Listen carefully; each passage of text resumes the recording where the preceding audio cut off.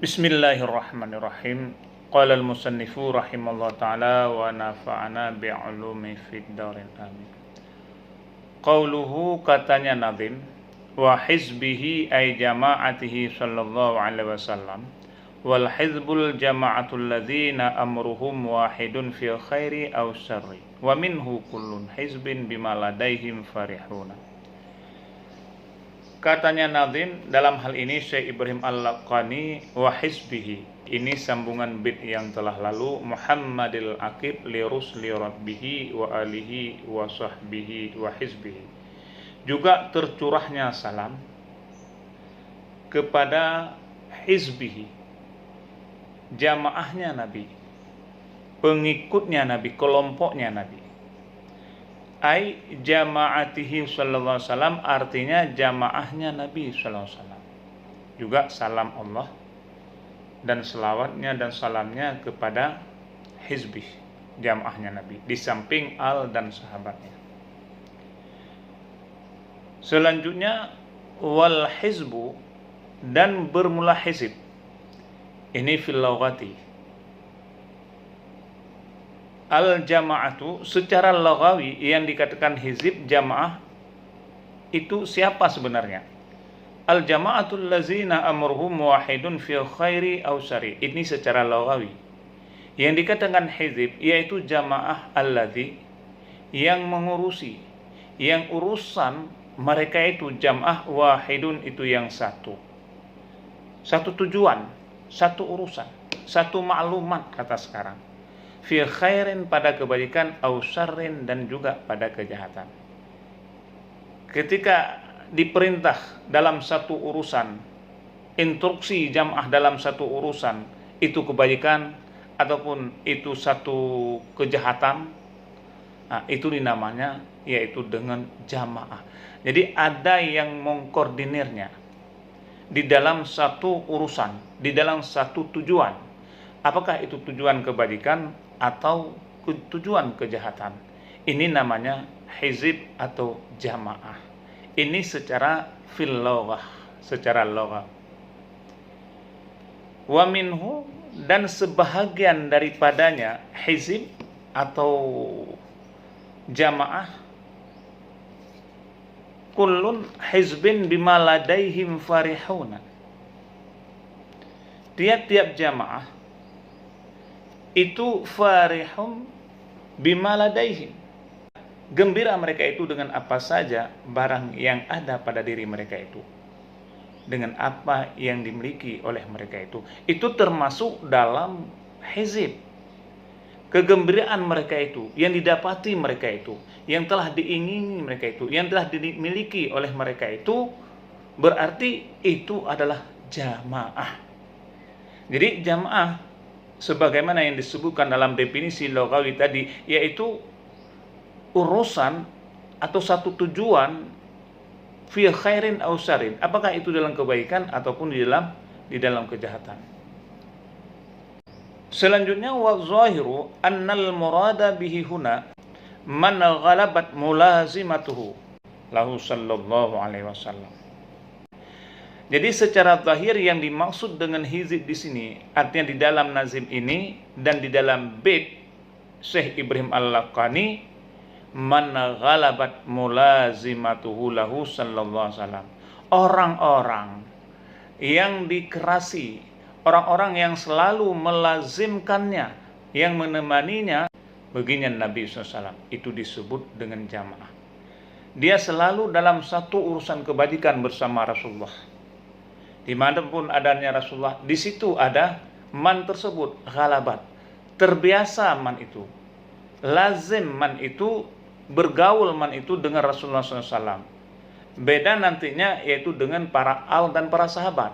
Kalau jamaah wa zahir annal murad bihi huna, itu man ghalabat, itu adalah orang-orang yang melazimi, yang ghalib melazimi Nabi SAW. Dimanapun ada Nabi, di situ ada hizibnya atau ada jamaahnya, pengikutnya. Beda nantinya dengan sahabat dan para.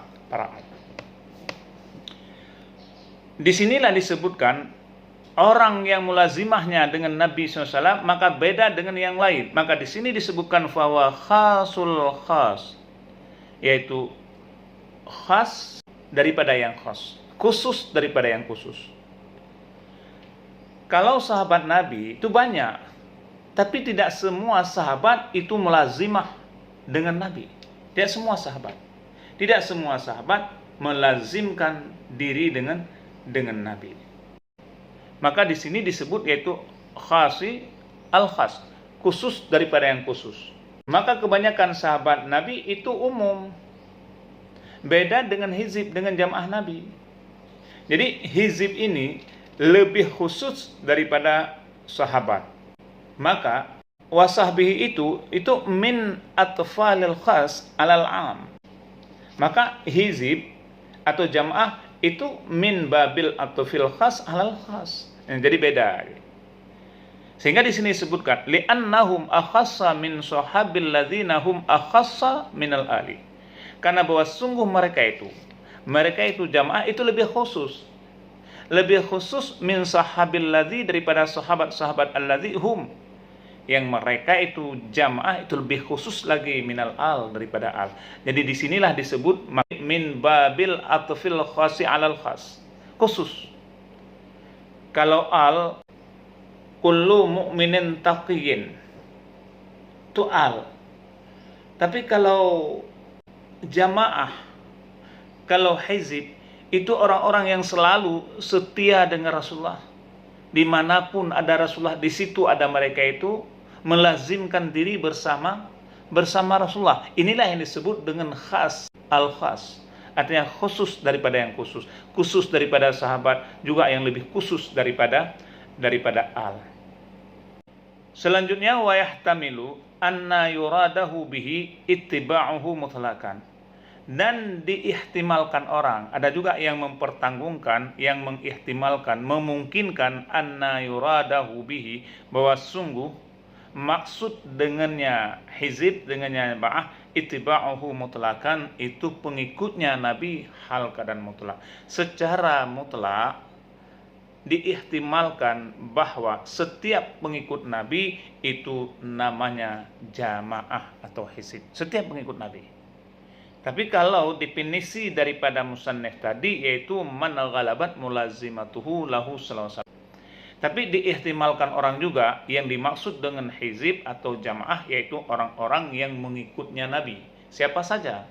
Sawa'un kana fi asrihi, itu bersamaan ada mereka itu di dalam masanya Nabi ataupun tidak. Apakah mereka ketika itu ada bersama Nabi pada masanya Nabi adapun tidak, maka semuanya disebut yaitu kelompok atau jamaahnya daripada Nabi SAW, termasuk orang-orang yang akhir zaman yang namanya hidup tidak bersama Rasulullah seperti kita ini juga digolongkan dalam kelompok atau jamaahnya Nabi SAW.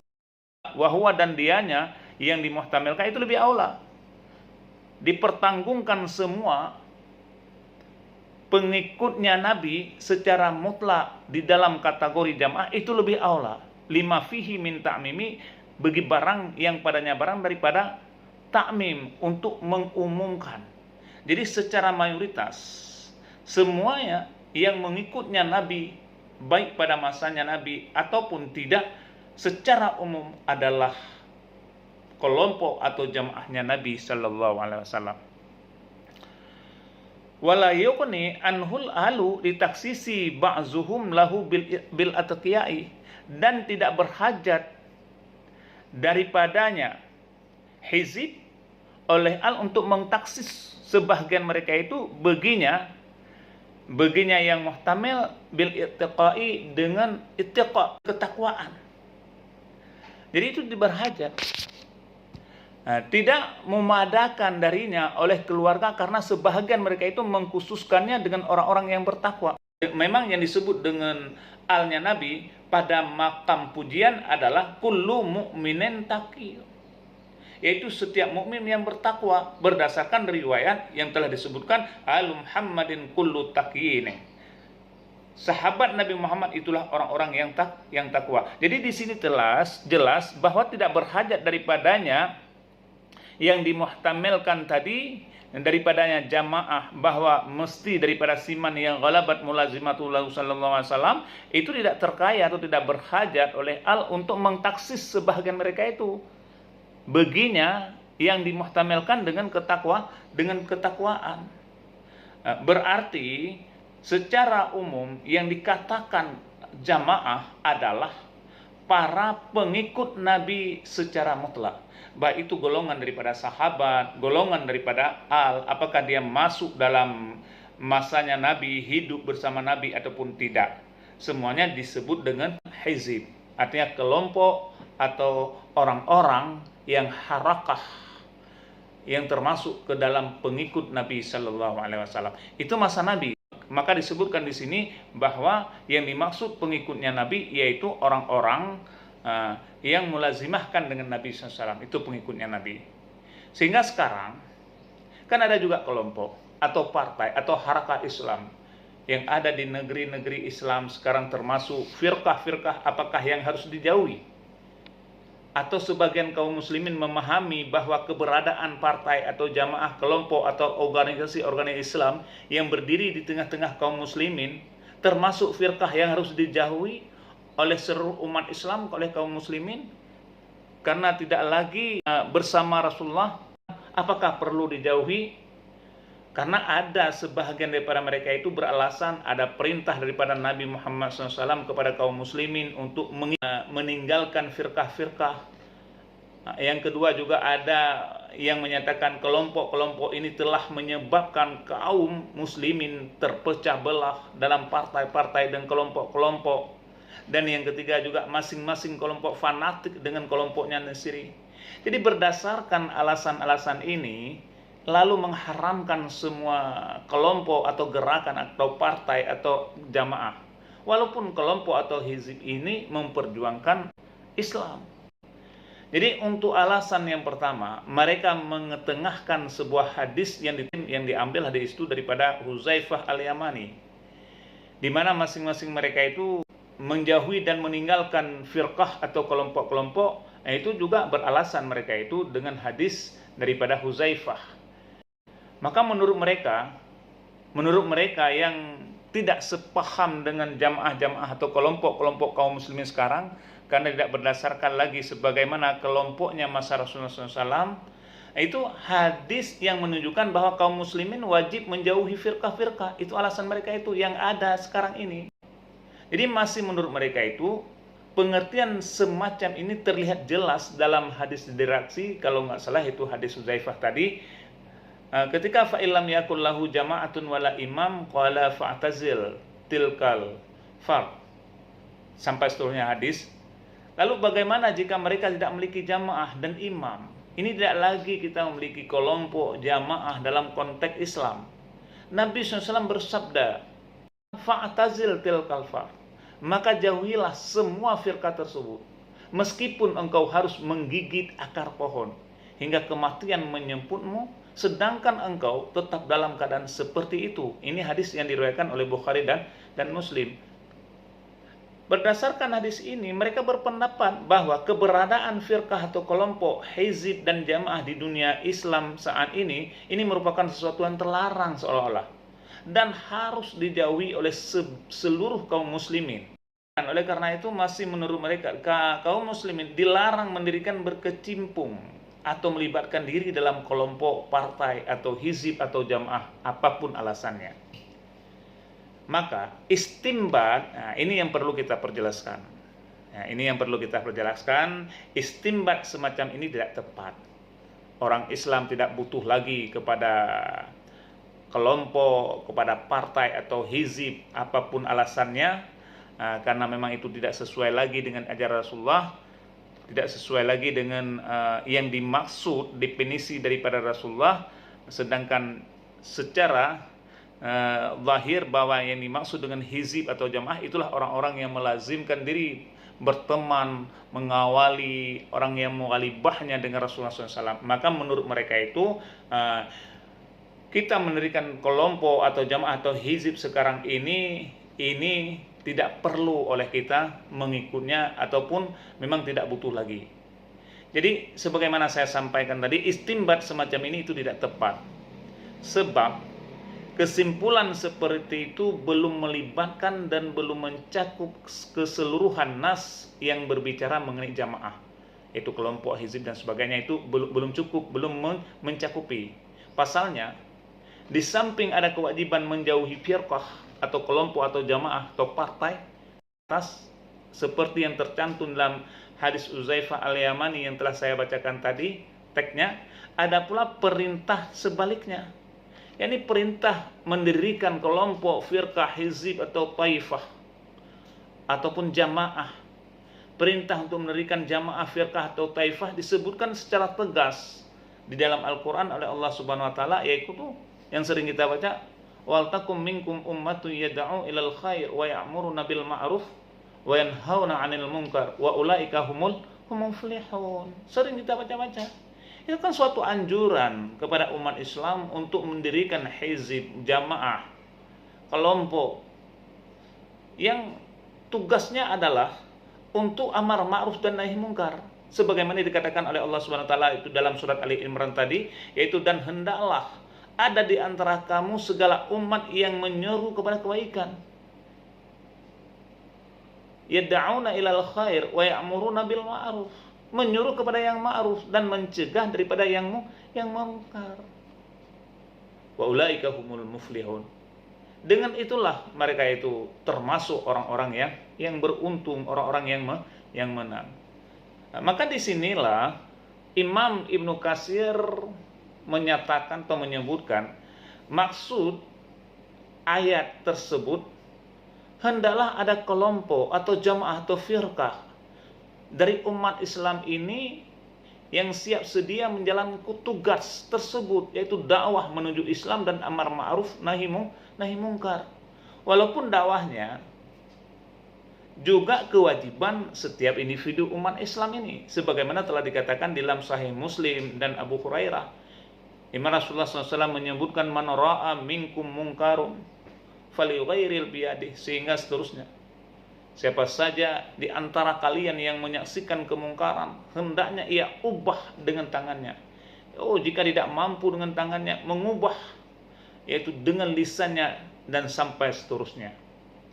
Juga di dalam tafsir At-Tabari disebutkan di mana Abu Ja'far mengatakan, yakni adanya jamaah kelompok yang menyeru manusia menuju kebaikan, yakni Islam dan syariat Islam yang telah disyariatkan oleh Allah Subhanahu wa taala kepada hambanya, dan melakukan amar ma'ruf nahi mungkar, yakni memerintahkan manusia untuk mengikuti Nabi Muhammad SAW dan agamanya yang berasal dari sisi Allah Subhanahu wa taala, dan mencegah kemungkaran, yakni mereka mencegah dari ingkar kepada Allah serta mencegah mendustakan Nabi Muhammad SAW dan ajaran yang dibawa daripada sisi Allah. Itu menurut tafsir daripada Syekh At-Tabari di dalam ayat tersebut. Begitu juga Imam Ali As-Sabuni, beliau mengatakan maksudnya daripada ayat tersebut yaitu hendaklah didirikan kelompok, jamaah hizib dari kalian umat Islam untuk berdakwah menuju Allah dan untuk mengajak kepada setiap kebajikan dan mencegah daripada setiap kemungkaran. Nah, dengan demikian ayat tersebut menunjukkan dengan sangat jelas bahwa Allah SWT memerintahkan kepada kaum muslimin untuk mendirikan jamaah, untuk mendirikan hizib atau kelompok dari kalangan kaum muslimin yang bertugas menyeru kepada Islam dan melakukan amar ma'ruf nahi mungkar. Jadi minkum di situ merujuk kepada muslim, bukan merujuk kepada non muslim. Semua ini menunjukkan bahwa jamaah tersebut harus beranggotakan orang-orang muslim, bukan orang-orang kafir. Lalu bagaimana kita mengkompromikan hadis Huzaifah al-Yamani yang telah kita baca, yang memerintahkan kaum muslimin menjauhi firqah, dengan Al-Quran yang justru oleh Allah memerintahkan kaum muslimin mendirikan kelompok atau firqah atau hizib atau jamaah. Jadi ketika kita melihat di antara dalil daripada kedua tersebut, baik hadis maupun ayat, maka pada dasarnya maksud sabda Nabi SAW agar kaum muslimin menjauhi firqah-firqah atau hizib-hizib, jamaah-jamaah yang tercantum dalam hadis Hudzaifah tadi tidak bersifat mutlak untuk semua firqah, tidak. Akan tetapi sebatas pada firqah-firqah atau kelompok-kelompok yang menyinggung atau yang menyimpang daripada Al-Quran dan Sunnah. Artinya, jika kelompok, partai, jamaah dan sebagainya telah menyimpang dari jalan yang lurus yang digariskan oleh Allah Subhanahu wa taala dan Rasulnya, maka firqah tersebut harus dijauhi dan seorang muslim tidak boleh berkecimpung di dalamnya. Sedangkan firqah atau jamaah maupun hizb yang didirikan untuk mengamalkan perintah Allah sebagaimana disampaikan tadi dalam surat Ali Imran, kalau nggak salah yaitu ayat 104, dan selama firqah atau jamaah atau kelompok atau hizib tersebut tetap berdiri di atas garis Al-Quran dan Sunnah serta menyuruh kepada kebaikan, maka kelompok-kelompok seperti ini bukan termasuk firqah yang harus dijauhi. Bahkan kelompok semacam ini wajib ada di tengah-tengah kaum muslimin untuk melakukan amar ma'ruf nahi mungkar walaupun jumlahnya lebih daripada satu. Jadi makna semacam inilah tampak jelas dalam sabda Nabi SAW, fa'illam yakum lahu jama'atun wala imamun qala fa'tazil tilkal firaka kullaha walau an ta'adha bi asli sajaratin hatta yudrikakal mautu wa anta ala zalika. Itu hadis Rasulullah sallallahu alaihi wasallam. Maka Al-Quran telah menyatakan dengan sangat jelas adanya kewajiban atas kaum muslimin untuk mendirikan jamaah sebagaimana wal takum minkum ummatun yad'una ilal khair tadi. Maka menurut Ibnu Katsir, maksud ayat ini adalah hendaknya ada firqah kelompok daripada umat Islam. Makanya sangat jelas dalam Al-Quran adanya suatu kewajiban atas kaum muslimin untuk mendirikan jamaah, harakah, hizib dan sebagainya. Sebagaimana yang telah kita bacakan tadi, yaitu dalam surat Al-Imran, wal takum minkum ummatu yad'una ilal khair wa ya'muruna bil ma'ruf. Maka menurut Ibnu Katsir, maksud daripada ayat tersebut adalah hendaknya firqah atau kelompok dari umat Islam yang melaksanakan kewajiban tersebut, yad'una ilal khair wa ya'muruna bil ma'ruf wa yanhauna 'anil munkar. Meskipun kewajiban tersebut juga berlaku bagi setiap individu umat ini, seperti yang telah ditetapkan di dalam Sahih Muslim dari Abu Hurairah, siapa saja di antara kalian yang melihat kemungkaran maka hendaklah ia mengubah dengan tangannya sampai seterusnya. Juga beberapa ahli tafsir lainnya memaknai kata ummah di dalam ayat tersebut dengan jamaah. Ulama tafsir lain memaknai dengan taifah. Sedangkan kata al-jamaah, firqah, itu memiliki pengertian yang sama, yakni sekumpulan manusia. Jadi berdasarkan penjelasan yang telah kita bahas tadi, bisa dipahami bahwa meskipun di satu sisi Allah telah memerintahkan kaum muslimin untuk hidup di dalam satu kesatuan umat, yakni jamaah al-muslim, seluruh kaum muslimin yang dipimpin seorang imam, dan tetap di sisi lain juga Allah memerintahkan kaum muslimin untuk mendirikan firqah atau jamaah dari kalangan kaum muslimin sendiri yang bertujuan untuk melaksanakan dakwah menuju Islam, yaitu yad'u ilal khair dan amar ma'ruf nahi mungkar, meskipun hal ini juga merupakan kewajiban setiap individu kaum muslimin. Nah, maka beda dengan firqah yang ada pada masa Nabi, langsung pemimpinnya yaitu Rasulullah sallallahu alaihi wasallam, dan yang dimaksud dalam pembahasan wa hizbihi memang yaitu firqah di masanya Nabi SAW, sehingga mereka mendapat juga curahan salah dan salam daripada Allah Subhanahu wa taala. Bukan berarti ketika Rasulullah tidak ada lagi sehingga umat Islam tidak berkewajiban untuk mendirikan jamaah atau hizib dan sebagainya. Dan juga Rasulullah SAW tidak melarangnya, meskipun ada dua hadis ataupun firman Allah Subhanahu wa taala. Jadi ketika kita kompromi hadis tersebut yang mencegah dan juga ayat yang menyuruh, maka disitulah umat Islam harus bijak di dalam mengambil kesimpulan di mana bahwa wa yad'una ilal khair, maka yad'una ilal khair itu perlu sangat dibutuhkan oleh umat Islam dengan adanya yaitu jamaah sekaligus amar ma'ruf nahi mungkar, tidak mungkin kita melaksanakan hal itu dengan individu meskipun itu kewajiban setiap individu.